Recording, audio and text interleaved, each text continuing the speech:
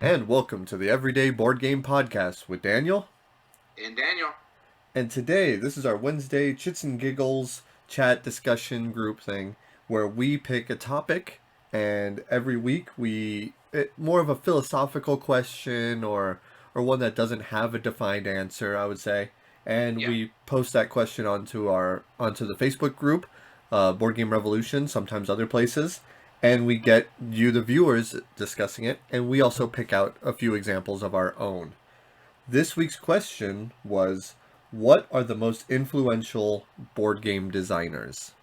In As our opinion. in our opinion, and specifically, I want to explain this is different than our list of influential board games on the as far as outside of the hobby. This is Yeah. just who had the most impact on board games. And Exactly. so, of course, this is, as always, our opinion. There's no right or wrong answers. Now, I'm looking at you, Daniel. There's no right or wrong answers. But I think this will be cool to like kind of go into the history and a little bit about the background of some of these board game Oh. designers. And Oh, mine's not historical. This is all relatively new, guys. yeah, no, I know, but we're going to go into their background and why we feel that they're influential on the hobby as a whole. As we said, there's really no wrong answers in this. So let's start with the viewer info. Or is there anything you want to add before we get into it? Not really. Again, this is our opinion about what we're doing, and there's not much to say other than be nice to each other. Don't argue. Well, if you're gonna argue, do it in a civil manner. Don't name call and stuff like that. Just relax. Just state your opinion. Yeah. And that's one thing that I want to point out. I give credit to a lot of the people on Facebook because most of them really did have a very civil discussion, but this Mm-hmm. created some good discussion. There was at least a few comments, and I joined in on part of the discussion. I believe it was about Alyssa Hargrave. Yeah. They were talking about that, and they were bringing up some very good points on why she may or may not be considered influential. And so I thought that was a really neat topic, which we'll get into here in a bit. Mm-hmm. Um, with that being said, do we want to go over honorable mentions first, or do we want to go into the Facebook group? Why don't we save the Facebook group for last? This way we can discuss why they didn't make our list or why we didn't think about them or stuff like that. Let's do our shout outs and then we'll do our list. Then we'll go into the Facebook group this way because there's names on there that really should be on either one of our lists. Let's not spoil our list, you know what I mean? Sounds good.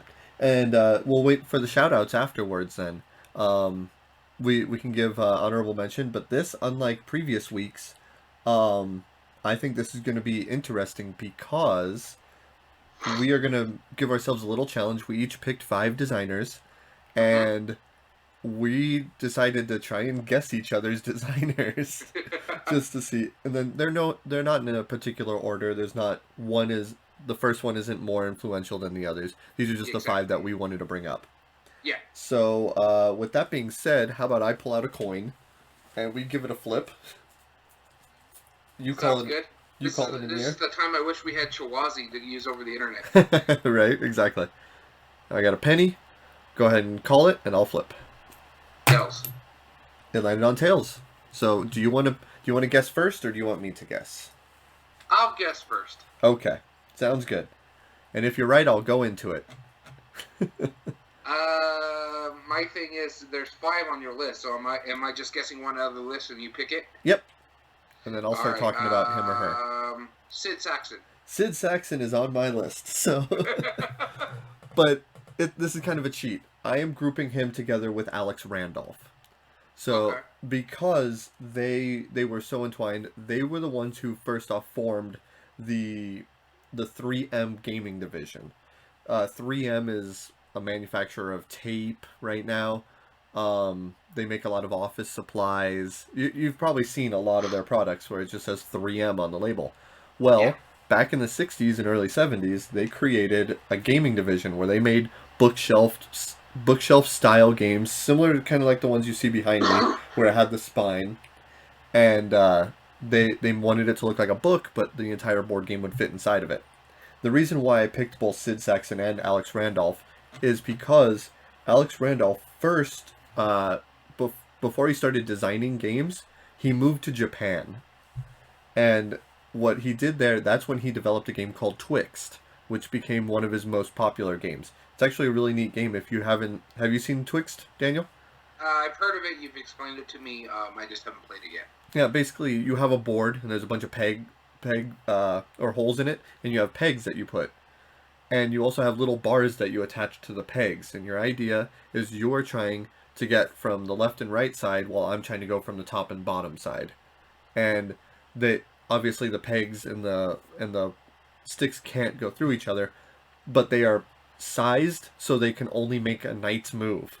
So if the other peg is two up and one over from the other peg, then you can connect them. So it's a Okay. really bizarre looking game, and you're blocking paths, you're creating these weird situations that the other player just can't manipulate with. And I thought that was really neat how that works. And he's since designed, hundreds of other games. What was interesting about Alex Randolph and Sid Sackson, so Sid Sackson I think stayed in the United States when Alex Randolph moved to Italy and then later the United States. Um, they formed the 3M gaming division and started making all those good games like Acquire, uh, Twixt, and Can't Stop, all those. And they were both heavily influential. Sid Sackson, on his end, he started writing books. Like, one was called A Gamut of Games. That's probably his most known one. Where you would have games that you can print out and play right there, or actually write on the pages and play them. Paper and pen games, as they're called. And you have like area control games and all these. But then he also reviewed games in the books. So this was long before internet was a thing, long before like magazines were published. So he would How's it do going with Intense? How's it going? hey 10 splits. Yeah, and so he created all reviews. He was a prolific game designer, and fast forward, which is why I also included Alex Randolph in, as along with Sid Sackson. I watched an anime recently about board games, and I think because of his brief time that he lived in Japan in the early 60s, they basically tout him as a god. He like they that anime just like swarmed about Alex Randolph this, Alex Randolph that, and both of them have both been attributed to this. But the reason you see, if I look over at my games and I see the designer on it, like Andreas Seafarth right here, that is because of Alex Randolph and Sid Sackson. They were the first like modern game designers, and they wanted to be recognized. Where like straight like even through now, Milton Bradley doesn't print the name of who made the game on it. They just have a True. team, or they're uncredited. They're just making a product. Where these guys, this was an art form at this point. So Sid Sackson, Alex Randolph together on my list. That was my first one. Alrighty, you want to take a shot at one of mine? I am going to guess Jamie Stegmaier. You are correct. All right, let's hear it. The thing is, I understand why a lot of people don't think Jamie Stegmaier is all that influential and stuff like that. But hear me out on this. I think the main reason why Jamie Stegmaier is an influential game designer, not just a game designer, but a game owner. He owns Stonemeyer Games.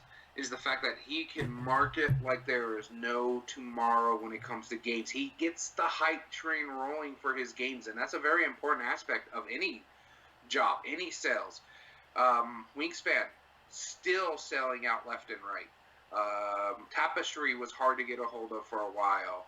Viticulture was one of the big, and they actually mentioned it in our comment section over here in the posts that he basically made a template for small business owners to put their games up on Kickstarters. He's engaged with his audience. He hosts a Wednesday chat around noon Central Time with his peeps. This way they can talk board game discussions and stuff like that, what's coming out. His website is really easy to buy from. He has a creator's blog. So he's really engaged in the market, which means he's gets that hype up there. And his games are good. I love his games. I can understand why some people don't like it because, yeah, they're really hyped up. But he's smart about how he does it. That's why he's always constantly selling out. And to me, not just as a business owner, but as a game influence, that's important. It's showing that hype works, that gets people wanting to get his games. The pre-orders that he do sell out within days. So, and because of him, other people have become very successful outside of Stonemaier. So I think that's another reason why he's very influential. Awesome. No, I don't disagree with your pick. I mean, I saw that brought up in the comments a lot. I understand the counter argument to it, but yeah, I think he really is a super influential designer. He's not on my list. I'll give you that. Yeah. I will give you that much of a clue as far as my list goes, but not for that reason. Just because I'm sure he's going like 10, 20 years from now, his name is gonna be like one of the most. I just don't think he's there yet, but Yeah. Well, he's gonna be. but the thing is, for me, another reason is Stonemaier is relatively new. They started in the early 2000s, and they're already Yep. one of the bigger companies out there, independent-wise. They're not owned by Asmodee or Right. any other company. This is just him, and the way he competes for sales with Asmodee, his numbers are up there with them. Yeah. So, Yeah. No, that's a phenomenal pick. Yeah. Good job. so for you, We I should don't award know. points for guessing now, huh? I don't know. Yours are going to be actually kind of tough because you tend to go into the really really dark depths of board gaming. You're making it sound like we're doing like crime scene investigation right now. So I mean, I'm yeah. gonna say honestly, this is one of my picks that I think you would do is Richard Garfield. Yes, let's talk Richard Garfield. Good call. That is 2 points for you, sir. Richard Garfield. Yeah, I mean, he created an industry. He really did. He Um, did. if you go back to first off, he's a professor in mathematics. He teaches math on a college level. Okay, which is going to be, not to give you any more clues, but that's kind of a rolling theme in this apparently, because at least one other is I a think. mathematics professor. I think I know another choice that I'm going to do for you. And just based off of how smart you're making these and prolific these game designers are. So Yeah, I mean, yeah, I judging by that, I'm guessing you already know it. But Richard Garfield, he started off approaching Wizards of the Coast, which was just printing small little books, maybe like small card games. They were a printer, and he approached them, asking them to print a game called Robo Rally. Well, Robo Rally, it later did get printing, but at the time, you had moving pieces, you had all these modular boards, you had a whole bunch of cards, and they said, well, we like it, but like that's big, like we can't just make something so small. Hey, A3, how's it going, A3? uh, feel free to join in on the discussion. It's the most influential game designers, In our in our opinion, opinion. Not scientifically based, but Richard Garfield, what he ended up doing was they told him like, look, we would like to print the game, and I'm summarizing this in a way. This is probably not a direct quote. We would like to print the game, but we just don't have like the ability to do so right now, and we need to kind of prove that this market works. So why don't you design us something smaller? And so he's like, all right, I'll go home. Uh, I've only played Castles, so I don't know how much. I think That's you fair. have the title still wrong. Do I? All right, we're gonna take a quick second. Shouldn't be. Nope.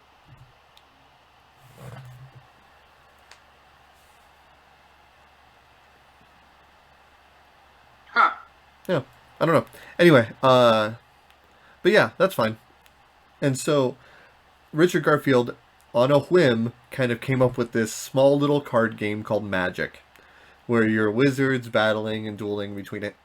That game, I mean, I don't need to say it. It's obviously like one of the most popular games of all time. I have some Magic decks sitting on my table, and I haven't played it in years. Like that shows how ingraining it is. So, Ithri, we're talking about the most influential game designers in our opinion today.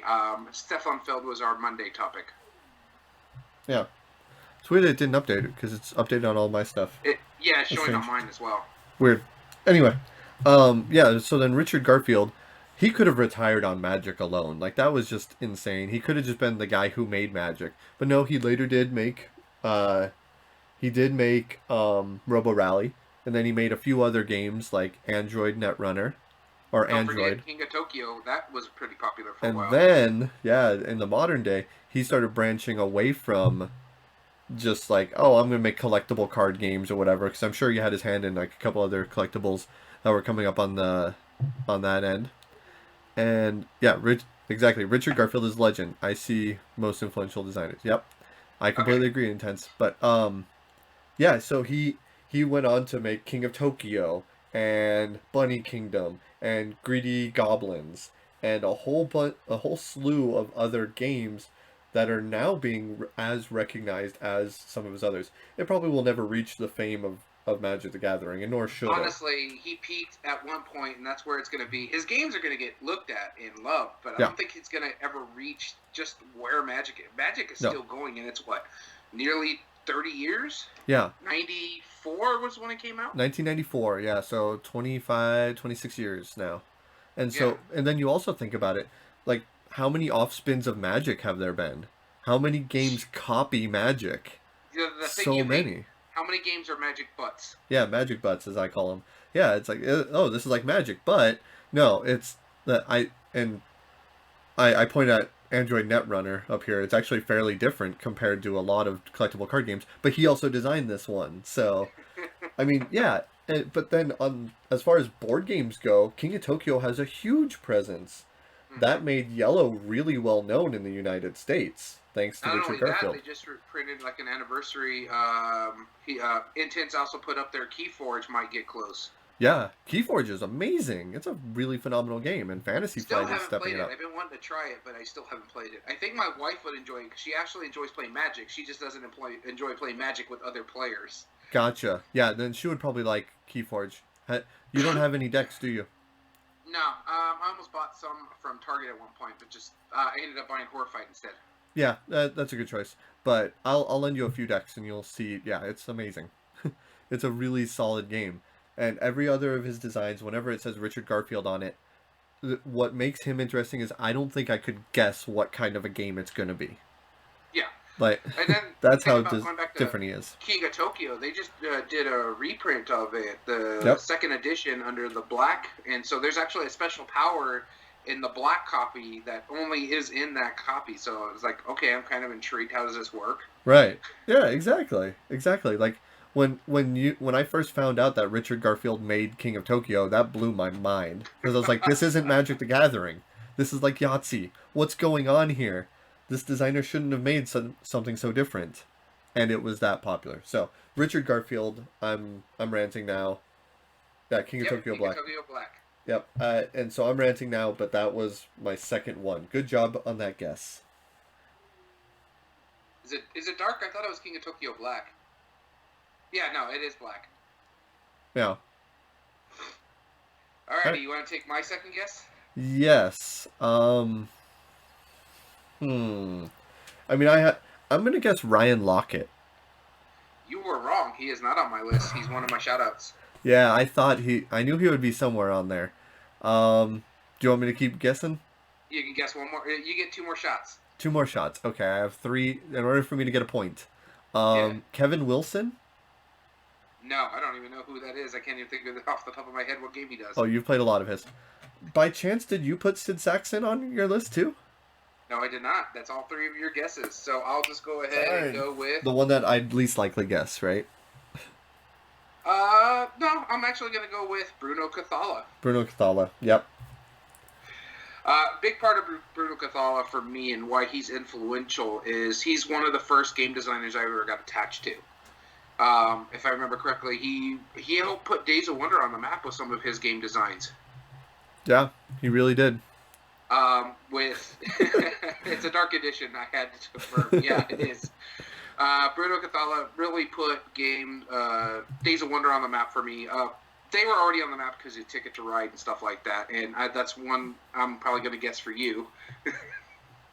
We'll see. Uh, but for me, Bruno Cathala with Five Tribes, with I believe he was attached to Small World. The only one I haven't played of his is Yamatai. I also have some stuff that isn't Days of Wonder, Micropolis and stuff like that. I just think his game designs are so simple. It gets a lot of people into. They have a lot of depth, but they have a simplicity to them where they're easy to pick up. And that's why I think he's an important, influential designer, because he was one of the first ones that started doing that, where you had these, you got your UA Rosenbergs who have these heavy Euros where it takes a lot and all these moving pieces to get used to, where Bruno Cathala has these Euros that have these small intricacies to them, but they're so simple to get up. Five Tribes, you have a Makala mechanism. That's your main thing. Whatever one's the last one there, you take its special power. What else? Small World. It's basically area control. You get your race, you have so much out there, you spread out, you fight, you're done. Yeah. And so Micropolis, it's a really easy tile placing game that has the Small World mechanism where you're paying to get further along those tiles. And so I think that's an important, especially when it comes to new people getting into the hobby, where you have these simple mechanics but these heavy games. And I think Bruno Cathala was one of the first ones that really did that. Yeah.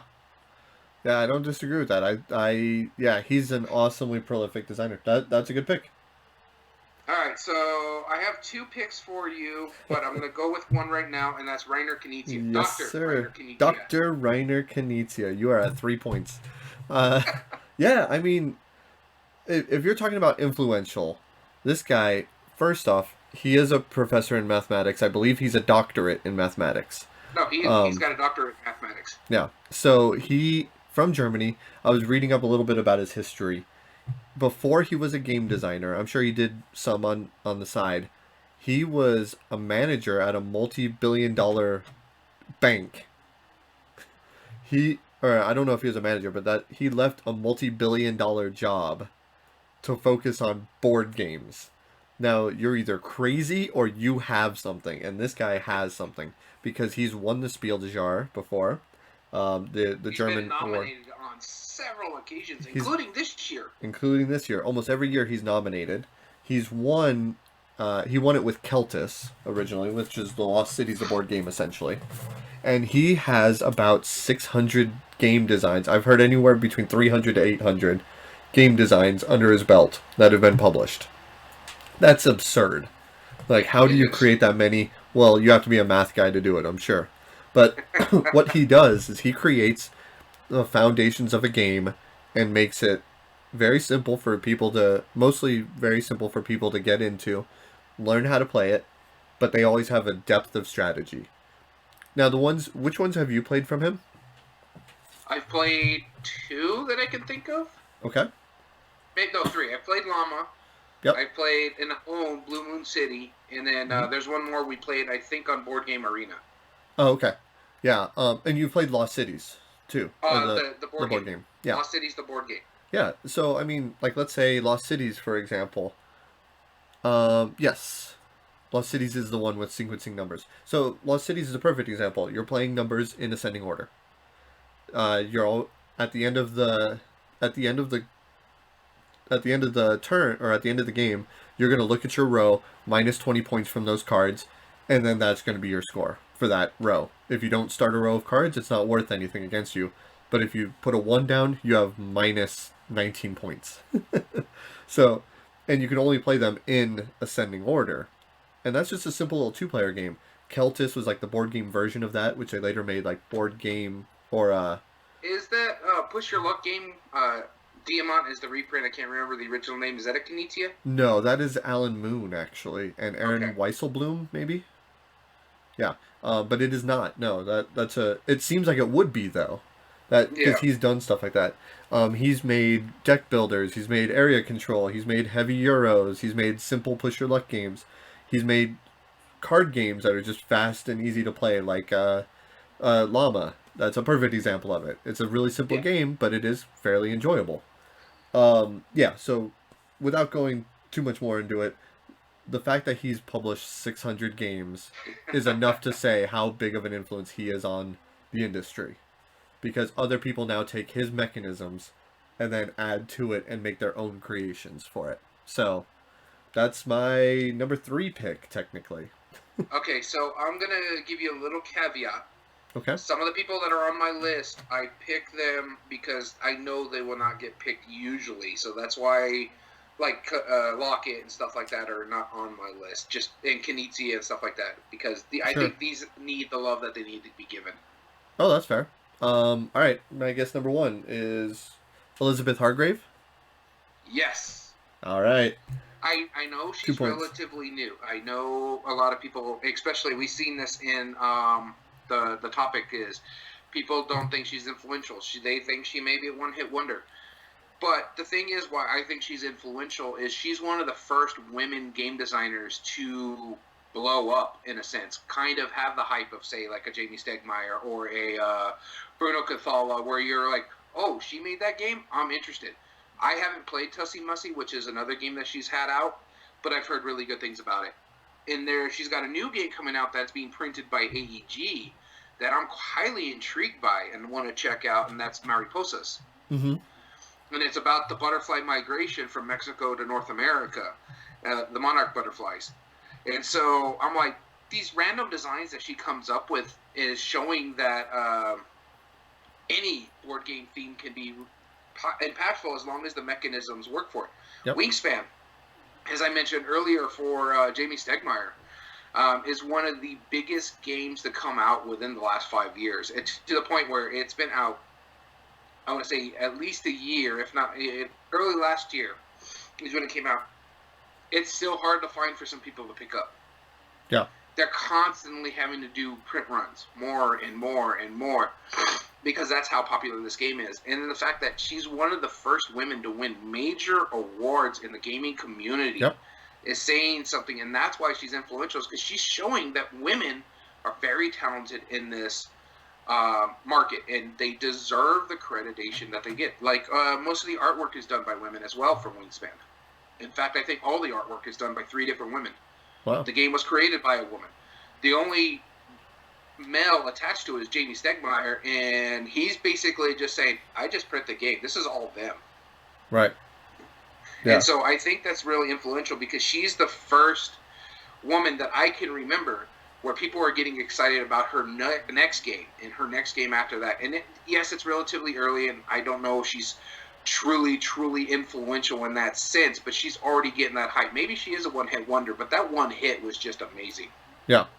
And it got her name on those, uh, thrown into the hat. Yeah, I was skeptical at first, but now that you bring it up, like you bring up some really good points. That I like how you said that she's the first female designer that you remember that or that of that people are genuinely hyped about it. And Mm-hmm. there's been other female designers before. Some of them are Yeah, really fantastic, but you're right. yeah, I don't think I've heard this hype before. Like like like if Jamie Stegmaier makes a new game, like he obviously has hype, but you're right. I yeah. think this is Or Bruno Cathala, Reiner Knizia, any of yep. those names, people are going to say, hey, this guy's coming out with a new game. Or they're saying, this is a new game by Reiner Knizia. People are like, oh, what's going on here? No. Elizabeth Hargrave is the first one where, especially when it came to the newest one that's supposed to come out later this year, Mariposa, with AEG saying they're going to print it by Elizabeth Hargrave, the creator of Wingspan and stuff like that. And the thing sold out in its pre-orders. Yep. That's amazing, especially for a woman designer. You don't really see that. There's been a lot of women designers, and I'm not taking any credit, lack of credit from them. They're great. I don't remember any off the top of my head, but I know Prospero Hall has like 2 or 3 when we did our breakdown, Mm-hmm. and so.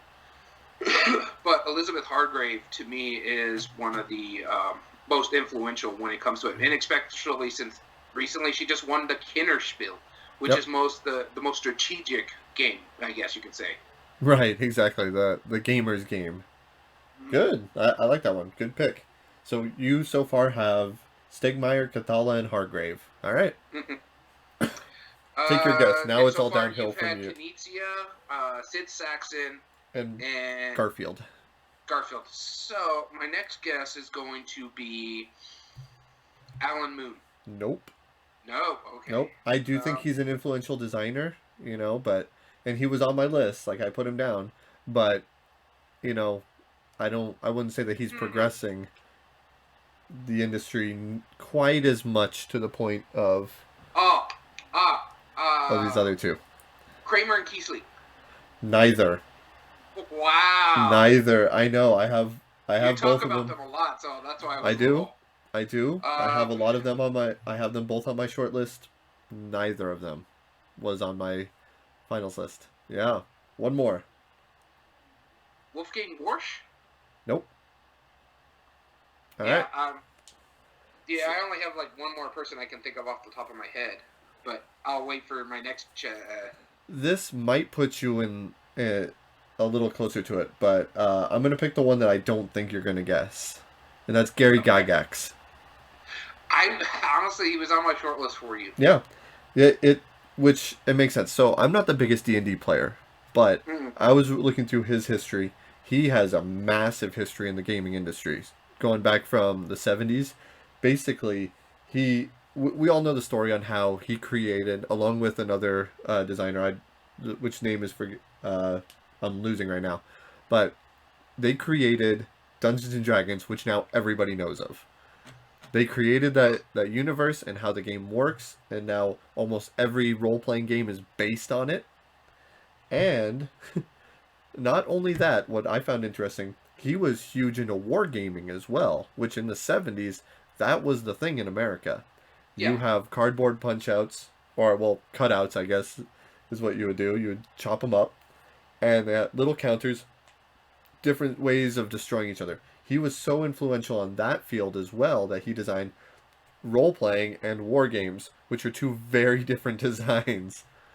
He went on to co-found TSR with another group of people, and TSR was the company that published the original Dungeons and Dragons, as well as countless other war games and RPGs, to the point where TSR is like universally known now. I don't think they're in business anymore. I might be wrong, or they might just be under like a license. But now so many things have TSR and Gary Gygax to stand upon. So that's why he was my number 4.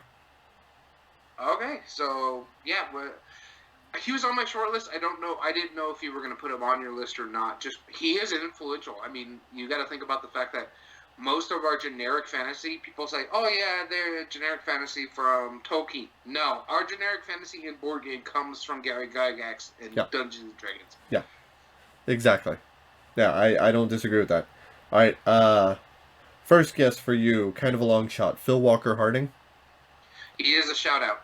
Okay, same with mine. Prospero Hall. They are a shout out. Okay, and my last guess, Feld. He is also a shout out now that I think of it. All right. So I'm going to. So this is my 4th pick, right? Yep. Or yeah, this is going to be the 4th one. Rob Davio. Yeah. Go for it. The reason why I decided to go with Rob Davio, Prospero Hall, and this might be a spoiler for you to pick out what my last one is. They are doing an enhancement of what this other guy has done. So I decided to put them in my shout out because the last one on my list is the one that really started that. And so I went with Rob Davio on this list because he, in all honesty, started a whole new type of genre in board gaming, legacy and campaign games. I mean, they've kind of been there, but where you're destroying pieces, where you're destroying cards, and opening up new things and new pathways through the game. You just look at Risk Legacy. We were playing it before the lockdown happened. And then you have Pandemic Legacy, which is really, honestly, what blew everything up to a point. Risk Legacy was there, and everybody enjoyed it. But when he went and started his own thing and did Pandemic Legacy, and that just started a whole plethora of games. And now I think Legacy itself is going to be just a little blip on the radar. But the fact that he helped start campaigns, basically, where board games have these big, grandiose campaigns, such as Dungeons and Dragons has, where you're playing through a series of games that have an overarching story. All one of my favorite games, Gloomhaven. And a lot of those have legacy games and Rob Davio to thank. And also, and that's just the legacy part of it.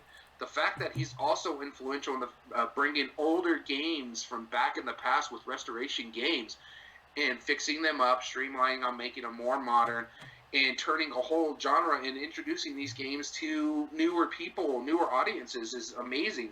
Again, Dark Tower is going to be coming out. I was on that Kickstarter. Downforce, one of my favorite games, and if not my favorite racing game for that matter. All these things that he's done and touched has become really good. Stop Thief was another one I really enjoyed and showed that app integration can work in a proper way. Even if it's a detractor for some people, I really enjoyed it in something like, say, Stop Thief. So I think Rob Davio is an important influence designer because he started something that has evolved into something bigger. Yeah, that's a fantastic pick. I mean, it's true. He really did. He started like this whole snowball. But even before that, he was well known, and he used to work for Hasbro in their games, and he would develop games. He had his hand. He even made a version of, I think, Monopoly, like Treasure Island or something like that, where it's like a complete. It's a DVD based one, and it's actually touted as being very good. And so he takes these games, and he is a master developer in making them substantially better. Yeah, no, I don't disagree. That's why he was my pick.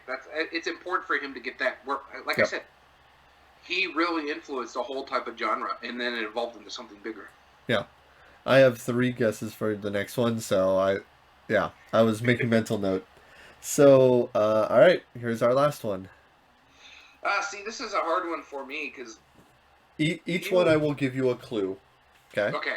The first one, the first clue I'll give you is that he started his company, I believe, in the early '80s. Wow, he has a company. That's interesting. Oh, I'm probably not going to guess this name. Richard Borg? Nope, nope. Although he was on my short list too. Um, Clue number two. He's considered kind of uh, the bad boy of board games. The bad boy of board games? Yeah, his company is kind of rebellious. Is it Corey Knizia? Nope. And the Huh. last clue, I have one and only one of his games behind me right now. Oh, Steve Jackson. Steve Jackson, yes. I mean, did this come up in your short list? No, I thought of him, but Let me explain I've why. only played one of his games, and I'm at the point now where I'm just not. I don't mind it. I just Yeah, don't play it because I played it so much in the beginning. right. Yeah, Munchkin, right? Yeah. Let's talk about why he's so influential. First off, he did start in a, I think '80s, maybe early '70s. I might be wrong. With this game, Ogre. Yeah. Ogre came out. It was a phenomenal game.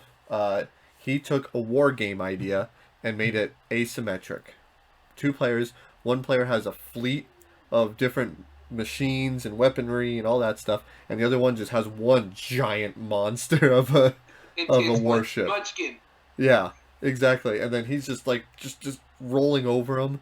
I remember one of my favorite stories that I ever did when I first learned how to play Ogre. I found out that you could just run over their ships and kill them, and it's amazing. So then, not only that, he went on to making RPGs. The GURPS line, the generic user role playing system, something like that. Um, he made an entire RPG system that is still used today. So he went from first off from war games, which is a very different thing, to RPGs, and then started making card games and board games, a la Munchkin. Munchkin. Yep. As far as the And variety in so his stuff, my that's thing with intense. Munchkin is like if you think Monopoly has a lot of reskins, you haven't jumped into the Munchkin line. Right. Exactly. I can probably name about 7 or 8 right now off the top of my head. Yeah, Um, it's there's a lot, but that's yeah. what makes it so neat is that he doesn't create games, as he creates systems that games can be made from, and they're good systems and they're popular, and they do a really great thing for the hobby as a whole, and they're at the point. Did you hear about like the Secret Service raids that happened? No. Okay, so I'm gonna tell you a quick story about Steve Jackson. 1990, and I remember this very. I didn't remember this happening, but ever since I heard the story, it makes a lot of sense. He his warehouse in Texas was raided by the Secret Service, and a lot of his computers and like role playing books and like all this stuff was confiscated, right, from the Secret Service. Okay. The reason they thought that he was running some kind of cyber hacking community out of that business, and it was more of a front. Well, here's the thing. At that time, GURPS Cyberpunk was being developed, and they took it, and so they thought that that was like basically a handbook on how to hack the system. And so what he ended up doing is he sued the government. He actually sued the Secret Service. Shakespeare must, yeah, exactly. Yeah. He sued the United States government and the Secret Service and won of unlawful seizures of his stuff. He got all of Yeah. his back and then created the Illuminati board game because of that. And have you ever wondered why he has the little all-seeing eye on the pyramid Yeah. on his logo? Yeah. That's why. Like how like he fought the law and he won. As the song goes or something. That's crazy. Yeah. So no, that's a good pick. It's interesting. On there, I would never guessed him honestly. Other than without those clues, Yeah. because yeah, he's influential. I just didn't think he was that influential. Yeah, he's Because and all I know is Munchkin.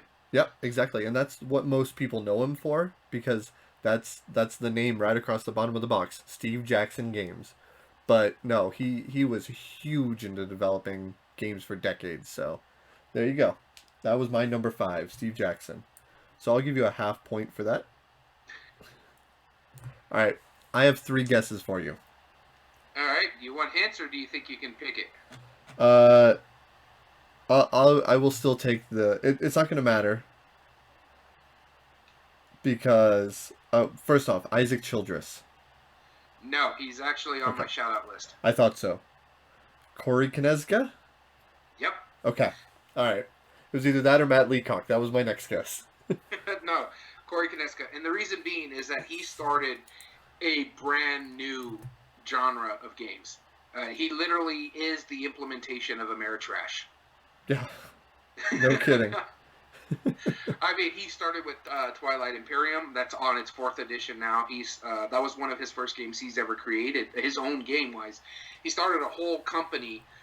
Just recently left it and started a whole new company. So, Yeah. he, for those that don't know, he ran Fantasy Flight for years. Fantasy Flight games. So when you think of Ameritrash, that was straight up his major thing. You had your Eldritch Horror, your Arkham Horrors, your Arkham Horse. What is it? I don't Elder remember. Signs, Elder Sign, yeah. and the LCG. So anything Fantasy Flight did, yeah, he didn't really design a lot of those games, but like I said, his major game that he designed was Twilight Imperium. But he's also part designer on some of the Star Wars games that are out there, like Imperial Assault and Rebellion. And he just left Fantasy Flight recently, but he had touched so many games, and this was what, late 90s when Fantasy Flight started? Yeah. And they were, so for a while there was like Fantasy Flight was buying all these board games, Asmodee was buying all these board games, and then Asmodee finally bought Fantasy Flight, so everybody was like, what is going on? But yeah, Fantasy Flight, and that was because Corey was in charge of it. Yeah. And yeah, like I said, he started a whole genre with the Ameritrash style. But I think he's influential for that reason. Just like you could kind of pinpoint the blow up of Euro games here in America to Catan, you can blow up Ameritrash because of Corey Kineskia? Kineska, I think. Kineska, yeah. I thought it was Kineskia. But yeah, he's got a hard name to pronounce. But yeah, a lot of it has to do with him. And so games like Android Netrunner, I believe, is Fantasy Flight. And so because of what he's done, none of these games would be made in this whole genre that people love. And then because of that, it led to people starting to blend the two European mechanics, all of Isaac Childress, European mechanics with Ameritrash themes. So most of your thematic games are because of Corey Kineska or Kineska. No. Yeah, that's a solid pick too. He's definitely the most influential out of all the ones you picked. No, I'm just kidding. I don't know if you. There's no ranking in it, but no, he's up there for sure. Oh yeah. Yeah. And Well, so, and another thing, the reason why I didn't put Prospero Hall as much as I enjoy them is because he started the whole IP thing, really, where he was making IP games and making them good. yeah, Yeah, so you had your Battlestar Galactica. Everybody really enjoyed that one. You had the Game of Thrones board game. That turned out to be really well. And he's also a big proponent of streamlining his rules. So that's why there's always several editions of games coming out. The Game of Thrones board game's in its second edition. Twilight Imperium, as I said before, is in its fourth edition. Arkham Horror is in its third edition. yeah, I'm just waiting for Eldritch Horror second edition to come out. and it'll have twice as many dice. I don't know. I don't Yeah, know what the changes will be. It's a solid game, and that mechanism, the dice rolling, choosing one, was also used by Reiner Knizia in Age of War or Art of War, yeah. and also printed through or Fantasy Flight Fantasy games. Flight, yeah. Yeah. So I mean, So, yeah. there you go. All right. What If I was had to your? pick a number one, he would have been my number one regardless, just because he started a whole genre of games that blew up in the early 2000s. Yeah, he really did. All right. My shout out was Freedom and Freeze. Or See, here's he my was going to be honorable one of my mention. short guesses for Yeah. you, because I was like, you really do enjoy him. My shout outs are, as I mentioned before, Phil Walker Harding, Uh huh. Stefan Feld, Prospero Hall, and Isaac Childress. Yeah. The only reason I didn't put Isaac Childress on the list is, as influential as he is, he's basically that one hit wonder, that one game, Gloomhaven. The founders of Gloomhaven, it was successful, but it wasn't like a lot of people didn't like it because of the way it's scoring. It's just too heavy handed. The game he had Yeah. before it wasn't all that big. I think it's like the Dwarven Forges or something like that. Yeah, something like that. It was fairly But unknown. Frosthaven is the third highest rated or Funded. whatchamacallit, funded thing on Kickstarter. On Kickstarter, not just board games. It's the highest funded board game, but the third highest overall on Kickstarter. Wow. So that's impressive. But again, it's still in the Gloomhaven world. Yeah, exactly. That I thought about that as well. My other shout outs were Alan Moon, Stefan Feld, Phil Walker Harding. Uh, Freedom and Freeze was my honorable mention because what he does, he has his own company, 2F Spiel, and he's not afraid to rattle the concept of a game design. Like he has ones that are absolute like chanceless, like Futuropia. He has that game doesn't use any chance in it. Everything's set in stone, and you have to Ugly out as hell, though. strategize people. Well, I mean, he employs nearly the same artist for everything, but Power Grid was his huge game. But the Fable series of games, like having a reusable like legacy style, constantly changing games. The Fast Forward series was awesome. A lot of his other stuff, like he's made solo games, and he's made like fancy card games and all these different things, and he's never afraid to like shake the idea of what a board game design is. I've heard him called the mad scientist of board games, and I completely agree with that. That's why I'm always intrigued. It may not be a good design, but I'm always intrigued by whatever he creates. And then Okay. the other one that I was going to shout out, I mean my shout outs are Wolfgang Kramer and Kiesling, yeah, um, Michael Kiesling, sorry, and Rick Loomis. He was the creator of Nuclear War and had the company Flying Buffalo, which did they did RPGs as well as board games and card games. But he made Nuclear War in 1965 and sold it up until he just died recently. Yeah. And I think his company is still going to keep going. But yeah, he was super huge into supporting the industry, as well as he was one of the members of Origins, one of the main staff members, and so he was just well respected every year. And so yeah, I'm gonna miss saying hi to him every year. Yeah, so like I said, my short list: Isaac Childress, Phil Walker Harding, and that's just more for me, really, just because every game that he comes out with, like you like to say, he gets a simple mechanic and then makes it much more simpler and just builds off of that. Yep, almost to the point where they're Prospero not even Hall, games at some uh, point.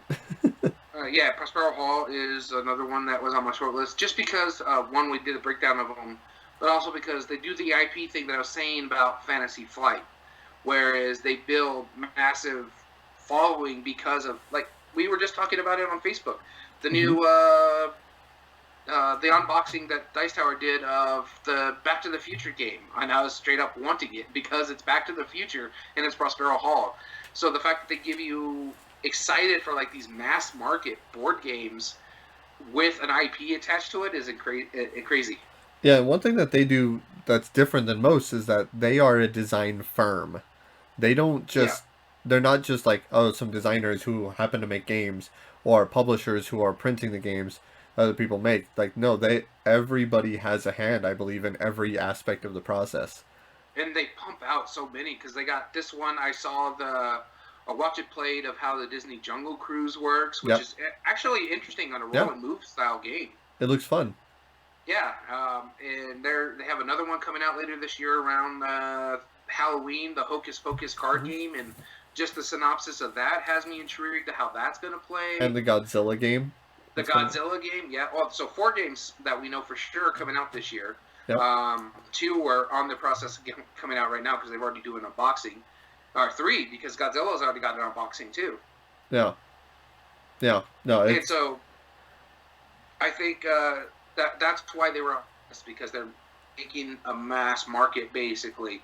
They're taking these IPs and releasing them in Target of all places, and Walmart. You can see some of these stuffs, and of course Barnes and Noble's always had a small board gaming selection. But yeah. if Prospero Hall's attached to it, I'm looking in forward to it just because I love almost every single one of their games I've played of theirs. Yeah. Yeah. I don't disagree. Awesome. Do we want to get to the Facebook comments now? Yep, I got it pulled up already. So some of these names have been mentioned already on here, but let's go ahead and get into it. So Okay. Kenny added Richard Garfield, as well as Mike McGannon.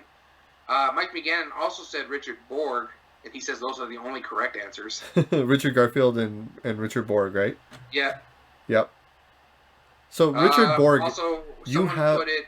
Dr. Rosenberg has made and had published. How many games he's had made and published? yep. Uwe Rosenberg definitely was on my list of curiosity. I like he what Uwe does differently than most designers, and why I do agree with that. He creates brand new mechanisms that most people don't have never seen. Like I mean the worker placement that's excelling like in Agricola, that's awesome. The time management in Patchwork and then the new one that was nominated for the Spiel, Nova Luna, like Yeah. those are all brand new and how everything kind of works together. He invented one of my favorite games of all time, Bonanza, and that the longer you wait out, the more points it's gonna be worth. And that was back in the Mm-hmm. '90s. So yeah, I don't disagree with Uwe. So Hank added Vital Lacerda Mm-hmm. and Jamie Stegmeyer. Uh huh. Do you know much Uh, about Vito Lacerda? Lacerda? No. He makes the heavier games. I don't think I've played any of his. I know the Gallerist is one. Kanban might be one. I know he made one of the heavier car manufacturing ones. So Escape Plan. Bartek added Stefan Feld. We've discussed him at nauseum on Monday, so we won't go too much into this. Yep. But he's another prolific one, and has quite a following. Yep. Absolutely. Warren added Francis Tresham, Martin Wallace, Rainer Knizia, and Mark Herman. Uh, Martin Wallace, I've only played one game of his. I've enjoyed it. You've played one game of his, and you didn't enjoy it, so...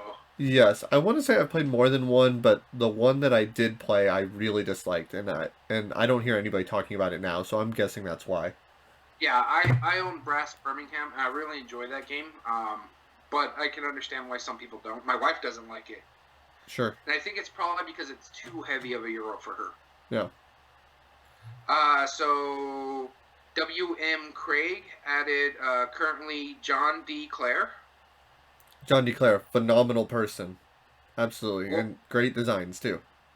I'm not familiar with his games. John DeClaire? Yeah. Yes, you are. Space Base. Oh, okay. Mystic So Veil. he's AEG. Yeah. Because he also did the bigger one that Edge of Mystic Vale was. Darkness. Mystic Yeah. Veil. Um, what's the little card game? Custom Heroes.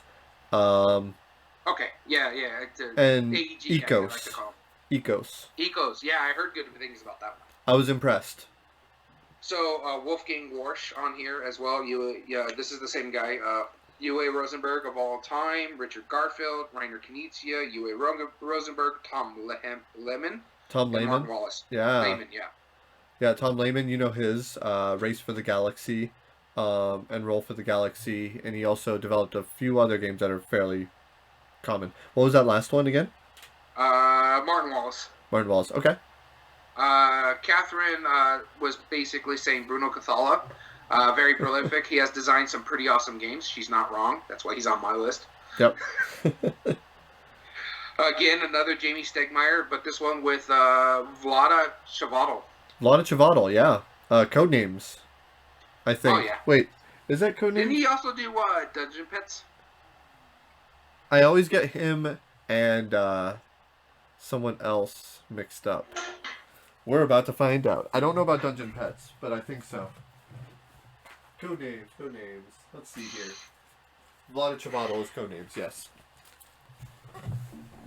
I don't disagree. It was a massive game for a while. It's not my favorite party game in the world, but hey, what can you do? Well, he's made a lot of others, too. Oh, yeah. Yeah. James added Richard Borg and Martin Wallace. So you have... Martin Wallace is getting a lot of love. He is, yeah. I know you have played a Richard Borg game and you don't like it. So Ithri said Vlada is one. I was going to say Codenames, Tash Kalar, Galaxy Trucker. That's right. Tash Kalar. Yeah, I forgot about that one. So what game Richard Borg did I play that I liked? So that you did not like. Oh, okay. Yeah, he created Liar's Dice. Oh, I hate Liar's Dice. Oh. But he's really known for his Command and Colors, like war games and stuff. Yeah, see, I knew he was big in the wargaming stuff. I knew he did the Command and Color system. That's why he never hit my list. Right.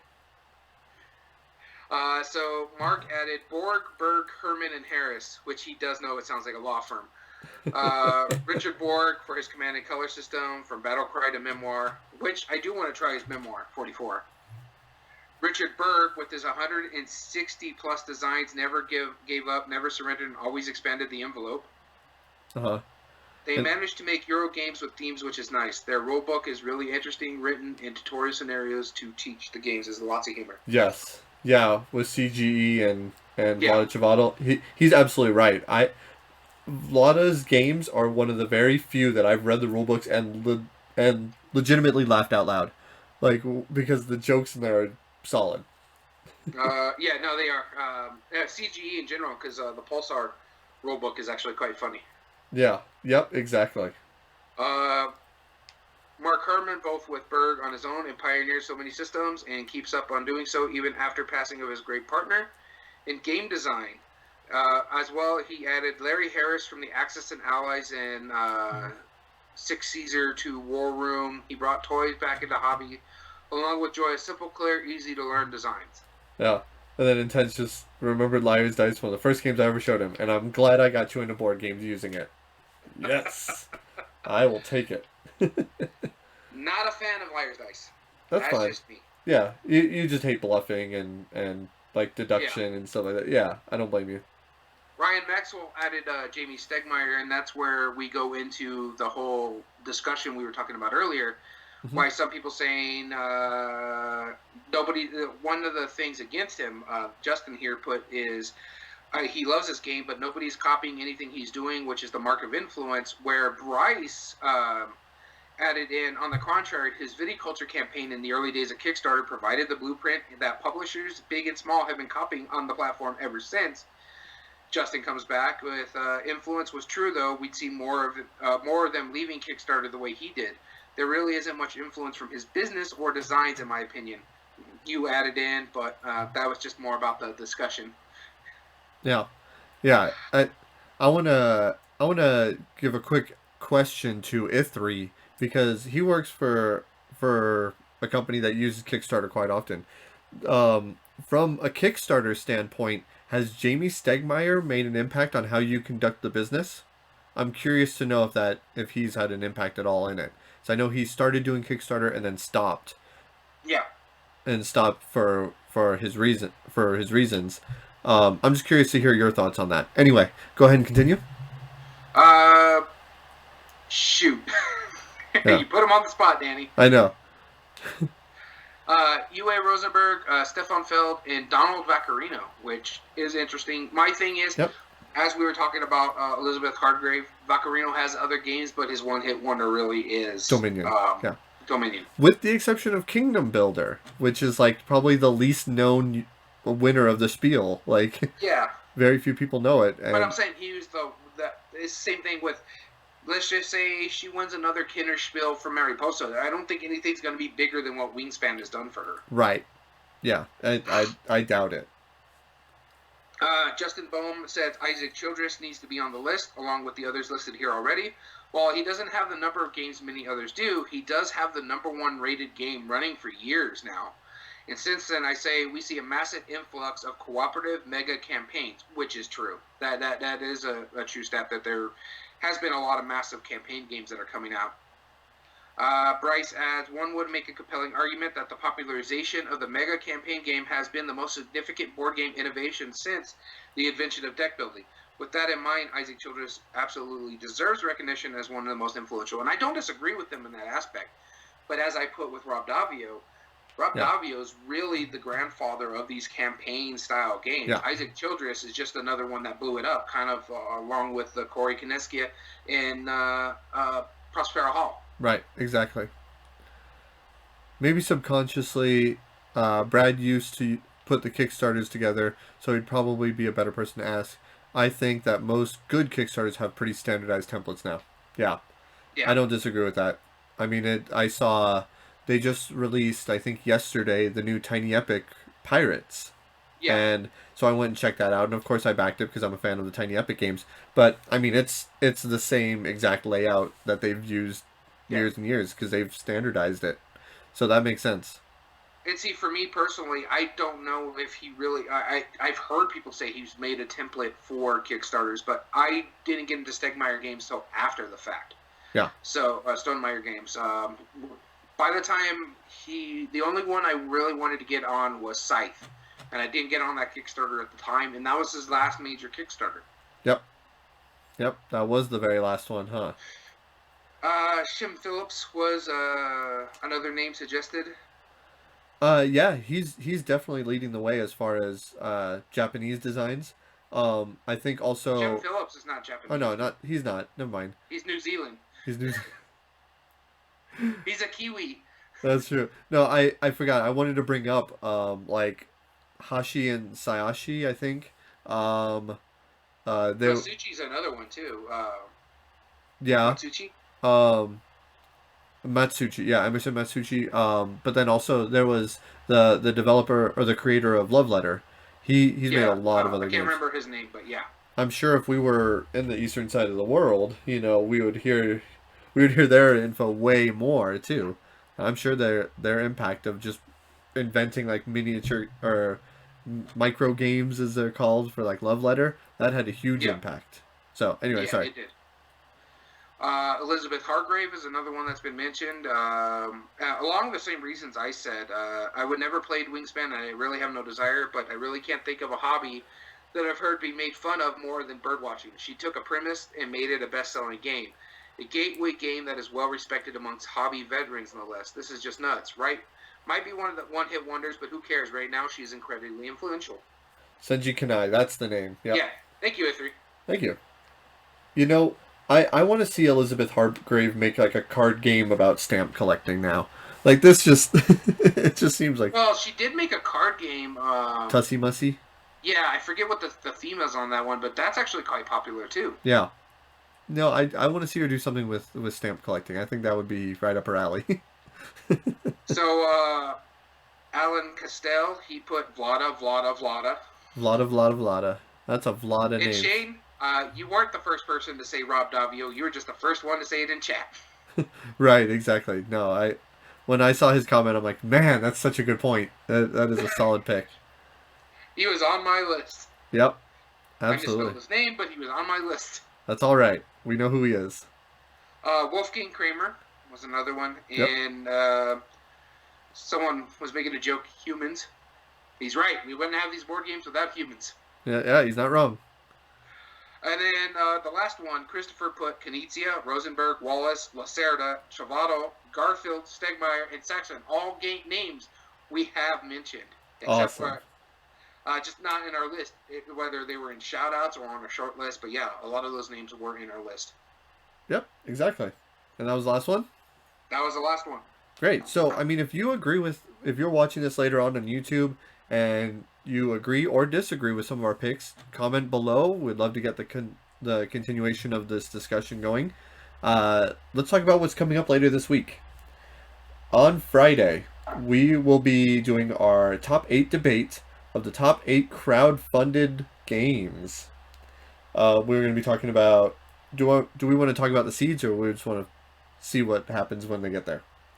We can talk about the seeds Okay, we have the number 1 seed, Gloomhaven, versus the number 8 seed, Star Realms, the number 2 seed, Scythe, versus the number 7 seed, Raiders of the North Sea, number 3 seed, Orleans, versus the number 6 seed, Architects of the West Kingdom, and number 4 seed, Blood Rage.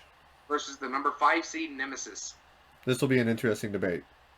Oh, Very it interesting. Because we're definitely going to have to talk about art and production on this. will. And so this is going to be really, really hard on the art production because Kickstarter has led to some of the biggest influence in art and production, really, if you think about Yep. it. Yeah, absolutely. It splits. Oh, fancy. Oh, yeah, it's going to be fun. Yeah. It really will. Then next Wednesday. And he threw me a bone on this top 8 debate because of last week we talked about Rio Grande games. Yeah. Yeah, definitely. So I'm definitely going to have to go with your basis on these because I'm going to have to remember how to play Blood Rage again. I've only ever played it the once. Next Wednesday will be our board game breakdown where we're going to be talking Monday. about next Monday, sorry. Next Monday, the 25th, will be we're going to be talking about Spiel des Jahres as the awards. And we're going to go over all of the games that have won the Spiel des Jahres and talk about our thoughts on the new ones that have been nominated. So, just FYI for people, that's subject to change. We may move it to another day, like Tuesday or something like that. Right. Because of Daniel's personal family thing going on. Yep, it is Memorial Day, so we'll just have to see how that works out. And we don't have anything planned for next week yet, which if you're on Twitch right now, stick around and you can help us decide what we want to talk about for our next Monday's Chits and Giggles. Until then, I've been Daniel. And Daniel. And thank you for tuning in to the Everyday Board Game Podcast. Have a good one.